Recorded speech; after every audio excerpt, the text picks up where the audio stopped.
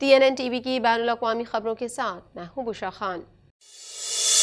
NATO کے سربراہ فوجی اخراجات کے لیے سخت اہداف کے امکانات کو بڑھا رہے ہیں، جس سے کینیڈا پر دفاع پر مزید اربوں کی سرمایہ کاری کرنے کے لیے مزید دباؤ پڑ سکتا ہے۔ مزید جانتے ہیں اس رپورٹ میں۔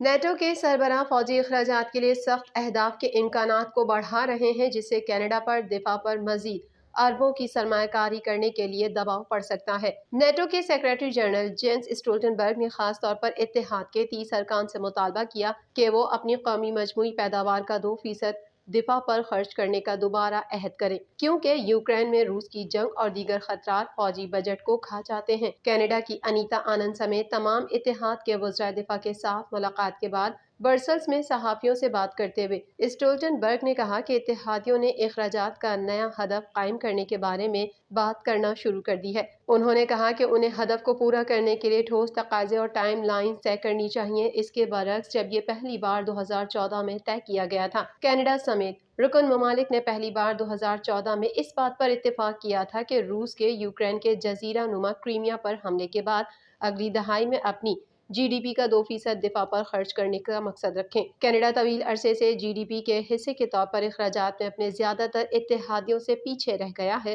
اور اس نے ہدف کو مکمل طور پر پورا کرنے سے انکار کر دیا ہے۔ کینیڈا کی یکے بعد دیگر حکومتوں کا موقف رہا ہے کہ 2% ہدف ضرورت کے بجائے ایک رہنما خطوط ہے، لیکن اگر دوسرے اتحادیوں نے اسٹولٹنبرگ کی کال پر دھیان دیا تو یہ کینیڈا پر فوج میں اربوں کی سرمایہ کاری کرنے کے لیے حقیقی دباؤ ڈالے گا۔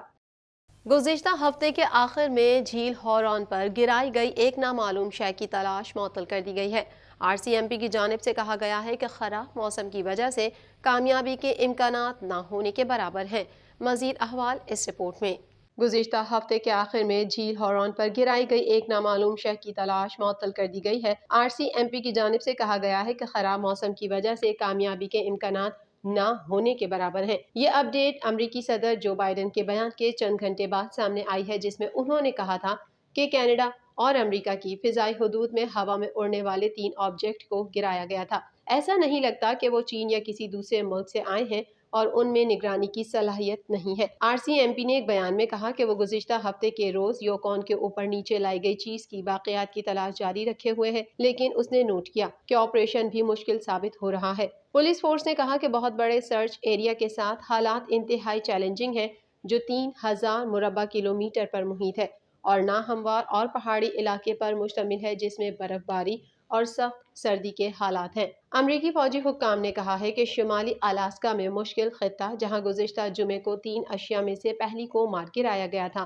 بحالی کی کارروائیوں کو بھی مشکل بنا رہا تھا۔ یہ آپریشن جھیل ہورون اور یوکون اشیاء کی تلاش کے برعکس مکمل طور پر امریکی ایجنسیوں کی قیادت میں کیا جا رہا ہے۔ انٹیلیجنس کمیونٹی کا موجودہ اندازہ یہ ہے کہ یہ تینوں اشیاء غالباً نجی کمپنیوں، تفریحی یا تحقیقی اداروں سے منسلک غبارے تھے جو موسم کا مطالعہ کر رہے ہیں یا دیگر سائنسی تحقیق کر رہے ہیں۔ کینیڈین وزیر اعظم کا کہنا تھا کہ یہ ہمیں ابھی تک معلوم نہیں کہ یہ چیزیں کیا ہیں اور شہری فضائی حدود کی حفاظت کے انتخاب کا دفاع کریں گے۔ ٹروڈو نے کہا کہ کینیڈا بائیڈن انتظامیہ کے ساتھ مل کر کام کرے گا تاکہ یہ یقینی بنایا جا سکے کہ یہ پروٹوکول شمالی امریکہ کی فضائی حدود کی حفاظت کرے گا۔ انوائرمنٹ کینیڈا کی جانب سے ٹورنٹو کے لیے منجمد بارش کی وارننگ جاری کی گئی ہے، جس میں پیش گوئی کی گئی ہے کہ برفیلی بارش رات کو شروع ہو کر جمعے کی صبح تک جاری رہے گی۔ موسم کا مزید احوال اس رپورٹ میں۔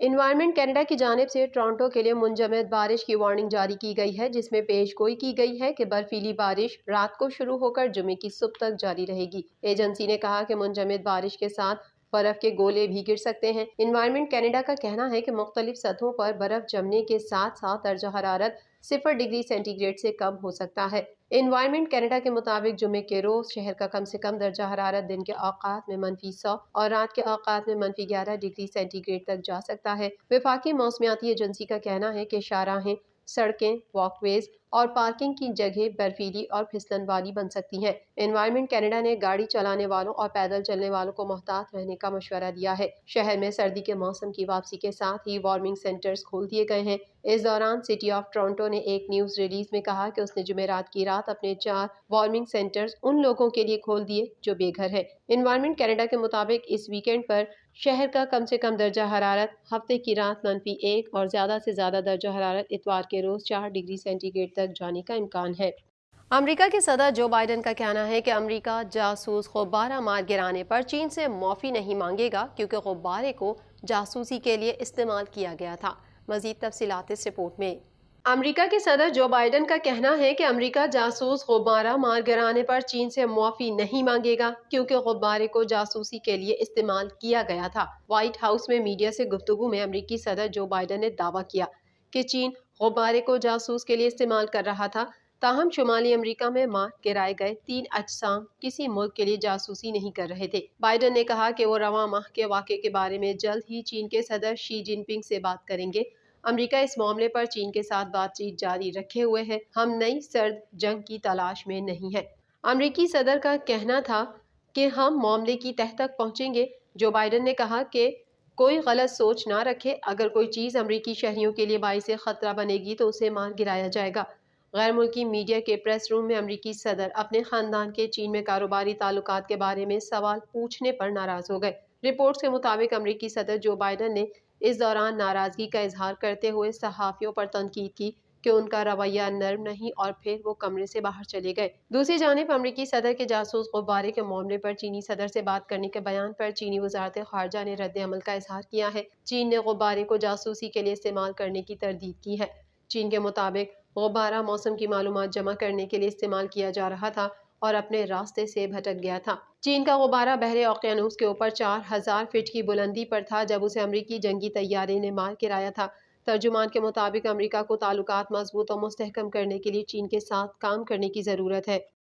یوکرین کے صدر ولادیمیر زیلنسکی نے روس کے ساتھ ممکنہ امن معاہدے میں اپنے ملک کی سرزمین کا کوئی بھی حصہ چھوڑنے کے امکان کو مسترد کر دیا ہے۔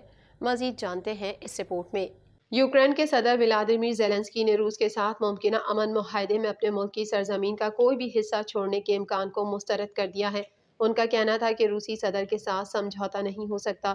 ان پر اعتماد نہیں کہ کوئی بھی علاقائی سمجھوتہ ہمیں بطور ریاست کمزور کر دے گا۔ یوکرین کے صدر ولادیمیر زیلنسکی نے روس سے جنگ کے 1 سال مکمل ہونے کے بعد برطانوی نشریاتی ادارے کو دیے گئے ایک انٹرویو میں کہا، آج ہماری بقا ہمارا اتحاد ہے اور مجھے یقین ہے کہ یوکرین اپنی بقا کی جنگ لڑ رہا ہے۔ ہمارا ملک اقتصادی طور پر اور اپنے اقدار کے ذریعے یورپ کی طرف بڑھ رہا ہے۔ ہم نے اس راستے کا انتخاب کیا ہے۔ ہم سیکیورٹی کی ضمانت چاہتے ہیں۔ کوئی بھی علاقائی سمجھوتہ ہمیں بطور ریاست کمزور کر دے گا۔ بیلاروس کے رہنما الیگزینڈر لوکاشینکو کی طرف سے دی گئی دھمکی پر رد عمل دیتے ہوئے انہوں نے کہا کہ مجھے امید ہے کہ بیلاروس جنگ میں شامل نہیں ہوگا۔ اگر ایسا ہوا تو ہم لڑیں گے۔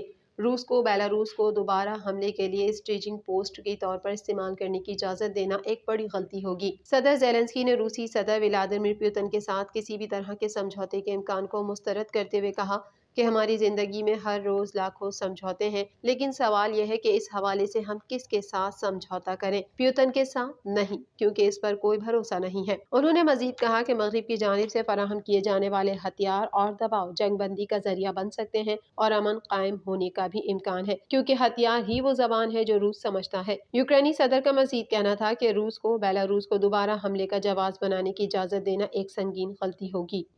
TNN ٹی وی کے نیوز بلیٹن میں فی الوقت اتنا ہی۔ مزید خبروں اور اپڈیٹس کے لیے دیکھتے رہیے TNN ٹی وی۔